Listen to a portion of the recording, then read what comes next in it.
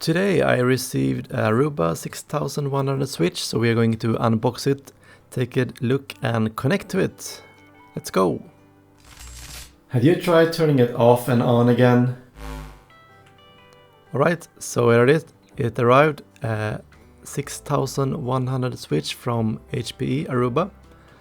And in the box we have some mounting brackets, rubber feet and some screws to go with it. It's a rack mount. The switch is only 1 unit high and we have a power cord, and in this little leaflet we have the usual suspects, the safety, compliance and warranty information. Nothing more exciting than that. And I've cheated a bit. I put the switch here and here it is. Brand new design with the white HPE network and orange Aruba. So I have plugged in the power, and let's plug in the power in this end also. It even got the cyan colored new Aruba logo, or HPE logo, top right. So this is a 6100 switch and it's revving quite high now. The fans is speeding up. So yeah, this switch has some fans for it to cool, and the airflow is on the sides.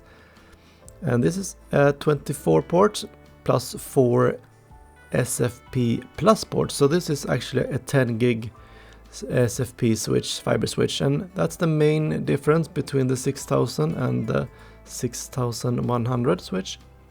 So let me just plug in the switch so we can connect to it. It has started up nice now.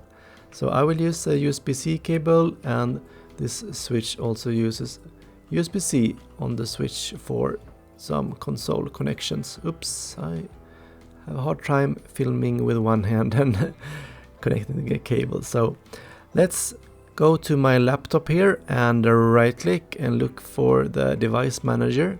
And when we plug in here, we are going to check which COM port it gets assigned to. So here we can see COM port 4, and if we now open an connection with Putty, we are going to select serial COM 4 and the speed 115,200. Hit OK.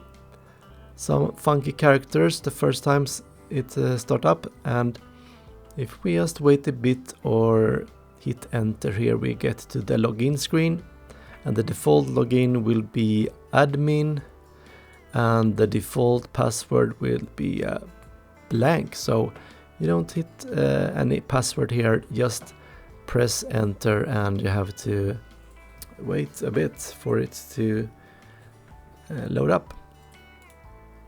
And we just have to wait a little bit more when we are going to be asked to put in a new password for the switch. And yeah, it's blank to begin with, but of course we are going to need a proper password to log into the switch. So here we can see enter the new password. So I will enter password and also confirm the new password. So if we do a show running config, we can see that this is a default factory reset switch. And if this was helpful or somewhat fun for you, please leave a like and don't forget to subscribe to the channel for more videos. See ya guys, bye bye.